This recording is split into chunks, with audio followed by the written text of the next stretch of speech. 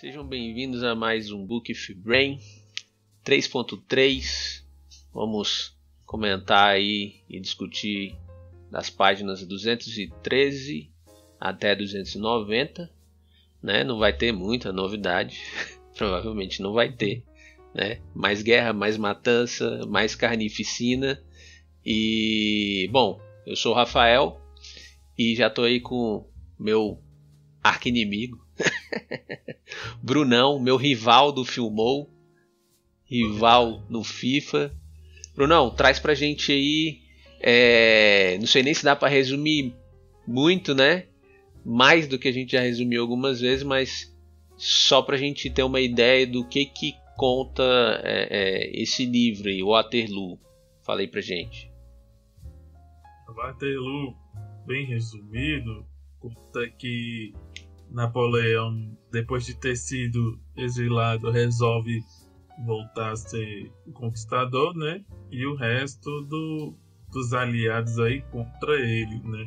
Em destaque, o Duque de Wellington, né? Ele e Napoleão são os grandes nomes dessa guerra aí que é travada nesse lugar chamado Waterloo. Exatamente. Então, como sempre, eu destaquei meus pontos e tá aí. Vamos conversar sobre eles. Bom, primeira coisa que eu achei interessante, talvez não tão interessante assim para alguns, mas foi interessante para mim, que nessas aproximadamente 100 páginas, a música ela não tinha uma função só. A gente comentou um pouco, né, que era doideira.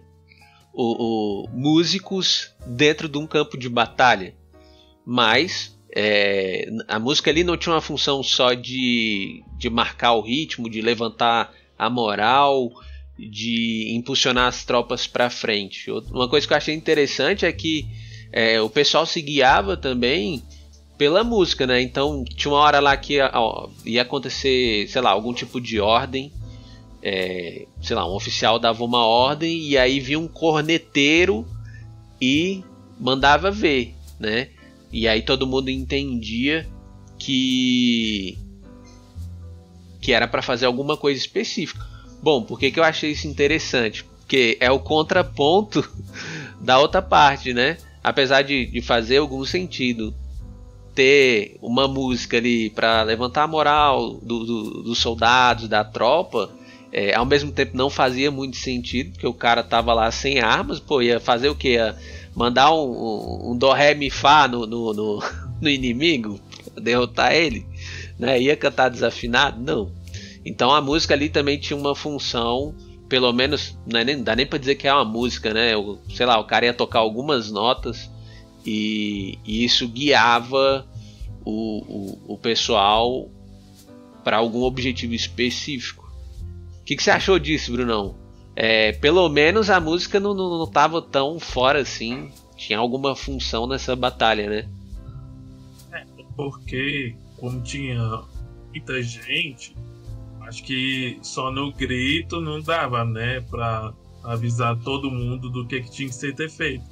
Então acho que o instrumento musical ele tinha mais alcance, né? Então, igual você falou, uma ordem era dada e um certo tipo de melodia ele era tocada e ia até mais longe, né? Então pode ser que tivesse alguns músicos posicionados ali em determinadas distâncias, né? Eles iam escutando também e ia passando, né? Porque assim, efeito prático também, você dá uma ordem também, e aí o cara pegar o cavalo e sair correndo até avisar todo mundo, já perdeu muito tempo, né? Exatamente, então, faz sentido isso, assim, de ter músicos posicionados ali para você passar uma mensagem rapidamente, né? Não tinha pensado nisso, mas com certeza numa guerra a velocidade da comunicação ela é importante, né? A gente viu aí nessas quase 300 páginas para trás o que a falta de comunicação fazia, né? Criava verdadeiras confusões, assim. A gente vai até ver um pouco mais para frente o efeito disso também. com relação a outros momentos, né? A falta da comunicação, como ela implicava a ponto de vidas serem perdidas, né? Tem uma parte nessas últimas partes que a gente esteve lendo que determinado batedor ele pensou que o batalhão de Duque de Wellington estava batendo em retirada, né, pra você ver, porque estava enfumaçado demais e tudo, e ele conseguiu ter uma opinião bem formada, né? Ele foi na base do achismo e ele voltou e deu informação outro batalhão que estava indo ao encontro para ajudar o Wellington. Você vê que eles ficaram até um tempo discutindo, né? Porque aí chegou esse batedor, deu a informação errada, só que aí chegou outro general e aí eles começaram a discutir. Na sorte ainda tudo deu certo, né? Você vê como a falta de informação, a informação desviada, né? E a velocidade nas quais elas chegavam faziam muita diferença. Exatamente. É bem verdade isso na nossa vida assim, cotidiana, sabe? Esse exemplo que você trouxe aí do cara na hora lá fumaçado, não dava para ver direito, parecia que a galera tava se retirando, e aí aquilo ali poderia ter implicado de uma forma crucial até, né? Mudando a história da batalha. Então a gente faz isso assim no nosso dia a dia, a gente tira algumas conclusões precipitadamente, às vezes com poucas informações e muitas vezes só baseado no que parece ser, né? As coisas são tão ambíguas e tão difíceis às vezes de definir, só que a gente tem que se guiar de alguma forma, e ali na batalha a rapidez, né, com que as decisões eram tomadas também era algo extremamente crucial, mas ao mesmo tempo perigoso, né? Essa rapidez na hora de você tomar uma decisão ali. Com certeza. Então, igual o meu ponto principal, né? Se a gente se ater só à dinâmica da guerra, porque igual você falou, né? É tiro para um lado, bala para o outro, bomba. Então, eu sei mais a reparar o comportamento humano em si, naquela situação, né? Então, os pontos que eu destaquei, que era, por exemplo, Napoleão era um cara super carismático, mas não estava nem aí para quem estava defendendo ele. Sim. Né? E aí eu me pegava pensando assim, como seria se a maioria das pessoas ali na guerra soubessem disso, né? Porque aí entra o comportamento humano.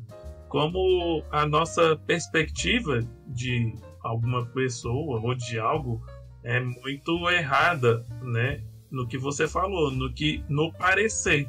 Então, só pelo fato do Napoleão ser carismático, parecia que ele se importava com as pessoas, mas não, né? Então, muitas vezes a gente segue uma pessoa, ceguemente ou admira no parecer, né? Porque ele tá ali usando uma máscara, obviamente, mas aquilo engana as pessoas, né? Porque ninguém convivia com ele 24 horas por dia, ninguém sabe da real índole do cara. E aí você pega o Duque de Wellington, que é o oposto dele, né? Você vê que eles frisam muito. O Duque de Wellington, ele não era amado, ele era respeitado, né? Mas para você ver que, apesar da postura dele mais fria, né, em relação aos soldados, você vê que o livro destaca que ele fazia questão de estar em todos os lugares possíveis. Sim. Né? Você vê que, olha como é que é a dinâmica de relação interpessoal, é engraçado. Os caras não amavam ele como Napoleão, mas você não via Napoleão fazendo questão de ir nos lugares para ver como é que estava. É verdade. Né? Em contrapartida, o Wellington ia, né?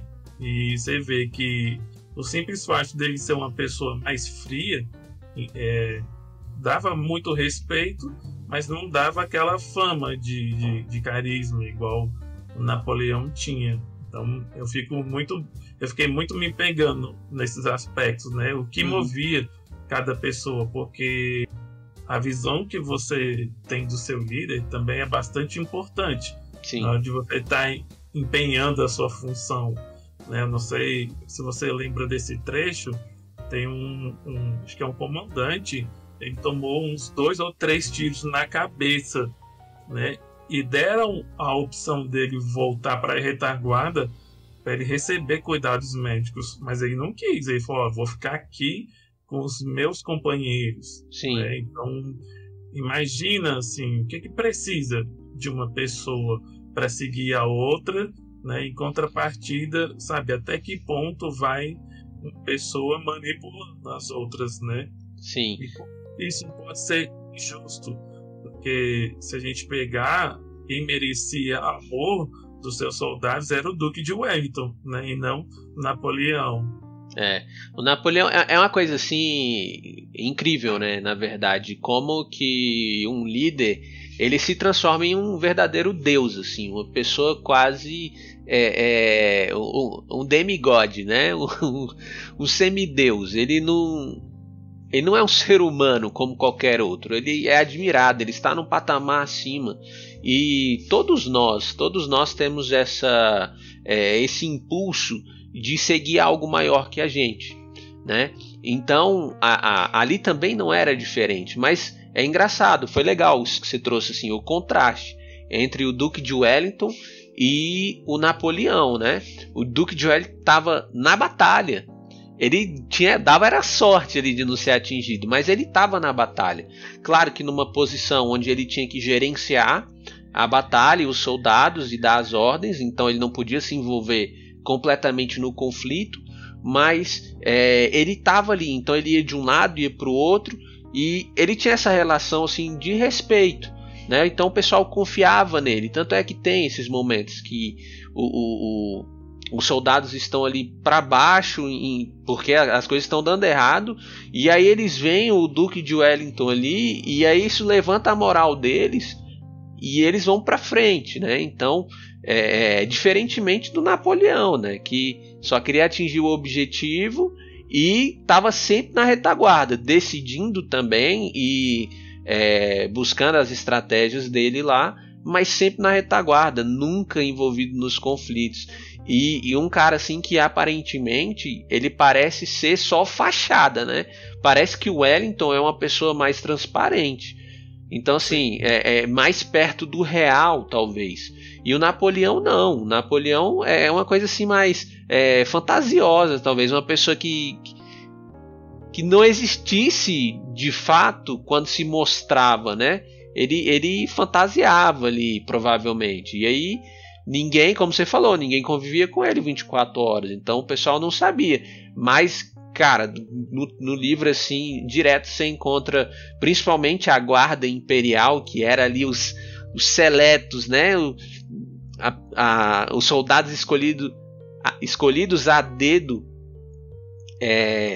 Todo mundo queria estar lá, tinha um prestígio naquilo, e esses caras eles eram extremamente leais a Napoleão, cegamente, né? E Napoleão não era das pessoas mais legais, provavelmente, de se conviver, mas o cara representava algo maior. E uma coisa que você falou também, Bruno, do que o pessoal estava buscando, muita gente, cara, que a gente já comentou antes, estava buscando ali glória e distinção. A carreira militar, aparentemente, naquela época, era uma carreira prestigiada, né? Então, que nem o pessoal lá na França, os soldados ali, eles queriam estar naquele grupo da Guarda Imperial, né? Tinha um prestígio envolvido ali, e tinha mais regalias, tinha um salário melhor, que é o soldo, né? Que eles ganhavam. Então tinha algumas coisas ali além do Napoleão, mas esse contraste entre os dois é bem interessante, né? Eu fico pensando que é igual eu falei, eu acho que mais do começo, que o comportamento das pessoas não mudou de lá para cá. Então, por exemplo, você vê que muita gente acredita e segue, né, e admira cegamente pessoas que elas não conhecem, né? Você vê com as nossas redes sociais lá, cantor X, ou a atriz, ou ator Y. Os influencers, né, velho? O cara posta uma coisa e aí uma chuva de gente adorando o cara, sabe? Só que você não conhece a pessoa, né? Enquanto pessoas realmente que merecem respeito, merecem admiração, não são tão vistas, sabe? Eu fiquei muito nisso do valor, de índole, né? Como o ser humano tende a gostar do que não presta. Porque o Napoleão, como pessoa, né? Um cara que não tá nem aí pros próprios soldados, então ele devia ser uma pessoa muito boa, né? Sim. Enquanto o Duque de Wellington tinha tudo para ficar ali numa posição semelhante a Napoleão, né? Ficar ali parado enquanto tudo se resolvia ou não, mas o cara não, ele estava ali, fazia questão de estar presente, só que ele não tinha esse reconhecimento na forma de admiração e lealdade. Ele tinha, claro, mas era pelo respeito que ele impunha, né? Não é a mesma coisa do cara literalmente ter vontade de dar a vida por ele, igual os soldados de Napoleão faziam, né? Então eu fiquei muito nisso, nesse comportamento humano. Cara, é bem interessante, né? E aí você vê o que destoa, né? Porque um cara era mais transparente, de certa forma, e o outro aparentemente distante, e só que a gente cola naquilo que a gente está vendo, né? Então, no aparente, e não é diferente. Você vê uma pessoa que de repente tem um monte de seguidores e tal, sabe que ele vira? Um formador de opinião. É isso que ele vira, né? É esse o adjetivo que muitas pessoas dão para ele. Então, o cara fala uma coisa, pô, é lei. Aquilo ali é a tendência, aquilo ali é a regra, e dá pra gente ver isso atualizando, né? Essa batalha e os comportamentos ali que a gente consegue colher no livro, dá pra gente atualizar para os dias de hoje, né? Então, quem são os ícones hoje? Quem são os líderes hoje? Né? E como a gente se relaciona com eles? Como a gente se relaciona com isso? Né? É o que você sempre fala aí, o pessoal segue sem saber, cara, segue cegamente.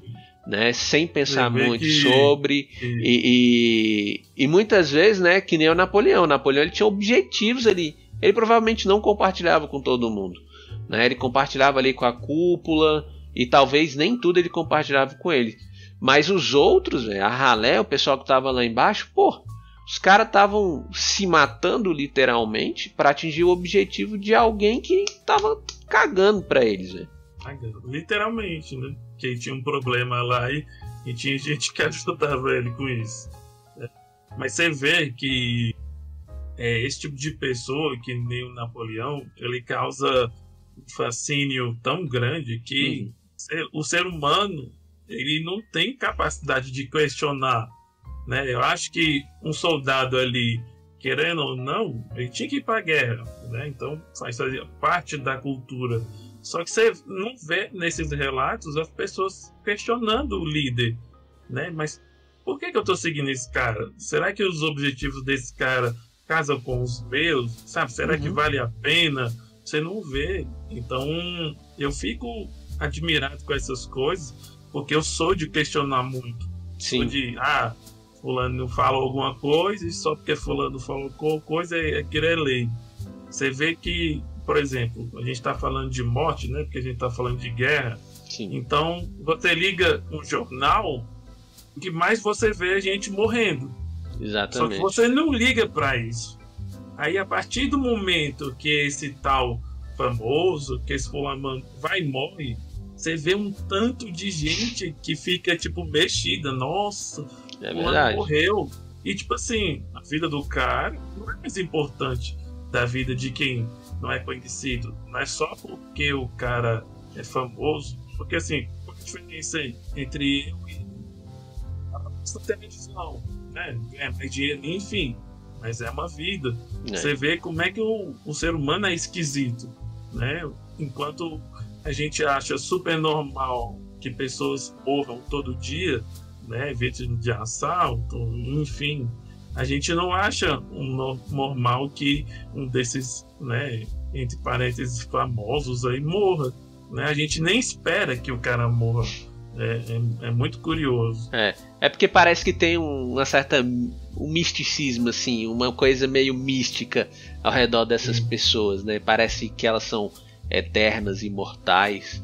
E não é à toa que lá a Guarda Imperial era chamada de como? Os Imortais, né? Imortais. Os caras eram assim, eternos, eles conseguiam fazer coisas que os outros não conseguiam. Claro, eles tinham perícia e tal, enfim. E aí, o outro ponto, assim, na verdade, são dois pontos, é que algumas pessoas pareciam gostar da guerra, sabe? Gostar daquela adrenalina ali. E enquanto isso, o contraponto é que teve uma hora que o negócio fedeu feio lá, e aí a galera começou a desertar, né? E aí eu fiquei pensando, caraca, mano, tu encarar certas situações ali, porque, pô, era pedaço de gente para um lado, pedaço de gente para o outro, as coisas assim, um amontoado de corpos, né? E você ali praticamente contando com a sorte, né? De uma bala não te pegar, de você não ser perfurado por uma baioneta do inimigo. E como lidar com essa tensão, sabe? E esse contraponto, assim, tanto que como, cara, tem gente que gostava disso, sabe? Né? E ao mesmo tempo ali tinha gente que tava obrigado lá. Pô, tinha, que nem você falou, tinha que ir, tinha que enfrentar. Você vê que guerra é uma situação em que você também, como eu tô falando, você vê muito comportamento humano. Então, com certeza, tem gente que ia pra guerra porque ia ter oportunidade para matar outras pessoas. Nada mais que isso. O cara gostava de matar o outro, então nada melhor do que estar numa guerra, né? Então, aí você via gente que poderia ter um tipo de psicopatia, né? Aproveitava da situação, gente que era realmente cruel, né? Também você vê que tem um trecho que junta um punhado de gente em cima de um cara que tava fugindo. E eles começam a dilacerar o cara, né? Não sobrar nada do cara, né? E aí você também tem o cara que é honrado, né? Porque tinha um cara mais acima na hierarquia, e quando ele descobriu que estavam degolando prisioneiro, ele foi lá e repreendeu todo mundo, né? Então você vê que tem os motivos gerais, né? De todo mundo estar lá, mas também tem muita coisa, sabe, dark de dentro do ser humano, que naquela situação ela explode, né? O cara tá ali, adrenalina e tudo, então...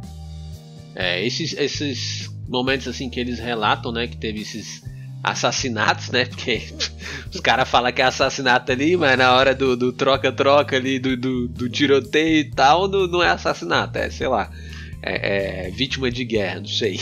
Qualidade baixa, né? Baixa, exatamente. Tinha um motivo ali, né, o pessoal tava puto com alguma coisa que tinha acontecido, eu não lembro agora, mas aí, como você falou, vinha um oficial e o cara, não, pera aí, guerra é guerra, assassinato não, gente, pelo amor de Deus, né? Vamos lá, uma coisa, outra coisa, né? E a outra coisa interessante assim é que, caramba, como tinha pessoas jovens nessa batalha, né, velho?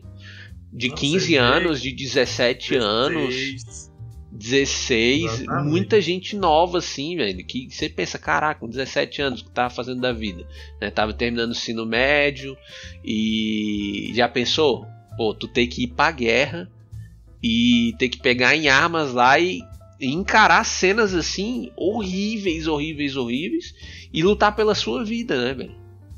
Exatamente.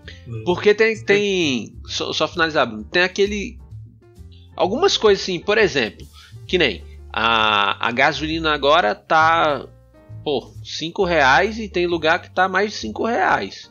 Aí você fica preso. O certo seria todo mundo protestar e não comprar, porque a gente viu que durante a pandemia chegou a 3 e pouco, oferta e demanda, certo? Só que a gente fica ali, tem algumas coisas que acabam deixando a gente prisioneiro e a gente não consegue reagir. Então, eu imagino que lá naquela época também era meio assim. Porque o cara tem que ir pra guerra. Aí ele fala, pô, mas eu não quero. Mas não, mas é a lei. Sei lá, não sei nem se era lei. E aí você, tipo, fica prisioneiro, sabe? Você tem que fazer uma parada super horrível e novo. Acredito que para alguns tenha sido assim, né? Para outros não. Outros se alistaram mesmo, porque aquilo ali era visto com bons olhos, né? Mas eu fico imaginando quem não queria, velho. O cara era obrigado por conta dessas amarras, sabe? Com certeza, né? Sim. Apesar de fazer parte da cultura deles, né? Com certeza tinha muitos que não queriam ir, né? Igual você falou, e eles ficavam vítimas de uma situação, até porque para você conseguir uma vida boa, né? Um salário bom, então uma carreira militar era uma boa opção, era bem visto, né? Então, assim, muitos veteranos de guerra, por simplesmente ser veterano de guerra, ele passava o resto da vida sendo bem sustentado pelas glórias que ele obteve, né? Pelo fato de ter sobrevivido. Então, acredito que era muito tentador, né? A pessoa não queria ir, mas era uma oportunidade, né? De ter uma vida boa. O negócio é conseguir, né? Então, acredito que também devia ser muito difícil, mas ao mesmo tempo acredito que eles não tinham muita opção. Ainda mais se ele fizesse parte de uma família em que essa tradição militar existisse. Então, o cara, de qualquer jeito, ele era obrigado. Não era obrigado pelo Estado, era obrigado pela família também. Então, sim, era realmente valendo a vida, né? O negócio ali. Exatamente. Então, assim, a ponto de, por exemplo, a gente até fazer um contraponto ali com a gente lendo o Violino, você viu que a partir do momento que o Stefan não quis seguir uma carreira militar, ele foi visto como um causador de desgraça para a família dele. Verdade. Então, olha o tamanho da responsabilidade. Imagina a pressão que uma pessoa devia sentir. Pois é, muita pressão, com certeza, velho. Um outro ponto interessante também foi, mais uma vez, assim, relacionado à comunicação, né? E até assim, a comunicação visual. Que teve 2 momentos assim que os aliados eles se atacaram simplesmente porque o uniforme era parecido com o lado da França, né? E aí, 2 vezes, cara, gente morreu assim à toa. Porque o pessoal se confundiu, né? É aquele negócio que a gente falou, poucas informações. E aí, na hora de analisar a situação, não é inimigo, mete bala, né? Ainda mais no meio daquele tumulto todo. E em vários momentos a gente vê esse relato no texto, né? De que tinha muita fumaça e não dava pra ver direito. Aí, pô, tu vê um cara com um uniforme parecido, mano, senta bala nele, né? Com certeza, né? Porque você imagina, você tá lá, né? Muita parte da batalha passou embaixo de chuva, de lama, e era muita gente, igual você falou. E como tinha muitas divisões, né, nos aliados de países diferentes, então cada um usava uma cor, né? E acabava até parecendo com um batalhão de Napoleão, mas você tá ali na adrenalina, não vê direito, tu vê um fulaninho que parece um inimigo, você não vai pensar 2 vezes, né? Até porque se você parar para pensar 2 vezes numa guerra, é a última vez que você pensou. Exatamente. Né? Então os caras sentavam o dedo mesmo e ainda teve um corajoso lá que saiu correndo no meio de todo mundo para avisar que era amigo, né? Fogo amigo, vamos parar aí. Você vê que os mapinhas mostram que é muito de caminho. Então, às vezes não dá para saber. Será quem é que tá vindo do leste? Quem é que tá vindo do oeste? Então, adrenalina no sangue, então pois você acaba fazendo coisa impensada mesmo, né? galera podia combinar, né? Pô, os caras se reúnem lá, vamos escolher uma cor aqui do nosso uniforme, vão combinar, porque senão vai dar merda depois, né? E aí, de fato, pô, como é que os caras me escolhem um uniforme parecido com o da França, sabe? Porque o uniforme ele tem um sentido ali, né, velho? Pra você analisar rápido, pra ver se é inimigo ou se não é, né? Porque de longe às vezes você não vai conseguir identificar a fisionomia. São trocentas milhões de pessoas, velho. Como é que tu vai saber quem é quem? Né? Então o uniforme era pra identificar. Bom, esse daqui tá do meu lado, esse daqui não tá. Então faltou uma combinação ali, né, velho? Uma organização mínima. Tá parecendo camiseta do terceiro ano, pô. Vamos fazer esse negócio direito, né? Se pegar o contexto todo, eu acho que a preparação para essa guerra ela foi muito rápida, né? Porque como é que aconteceu? Napoleão resolveu voltar. Então isso meio que pegou todo mundo de surpresa. Então acho que simplesmente a notícia chegou, né? E os aliados, vamos se preparar e ir para tal lugar. Então acho que eles não tiveram tempo, né? De chegar, vamos todo mundo usar branco porque o cara tá usando azul. Então acho que cada um se arrumou do jeito que tava e acabou indo, né? E aí aconteceu esse fogo amigo aí. Mas é engraçado, né? Um detalhe tão pequeno, velho, e que faz uma diferença gigantesca ali. Teve gente que morreu simplesmente porque, bom, meu uniforme é azul marinho e por isso ele morreu, assim. Simplesmente por isso, né? Acho que o último ponto, Brunão, que eu destaquei aqui que eu só fiquei pensando assim, caraca, como isso é parecido com nossa atualidade, sabe? Tem um cara chamado Slender Billy, né? Que é o famoso cargo comissionado, velho. Exatamente. Famoso cargo comissionado. Ele só tava lá porque ele era, sei lá, príncipe não sei da onde, eu nem lembro se era alguma coisa assim, nobre, né? E por isso, como tinha essa coisa assim de os nobres, né, até os príncipes mesmo participarem dessa ala militar, porque era vista com bons olhos, né, a ala militar.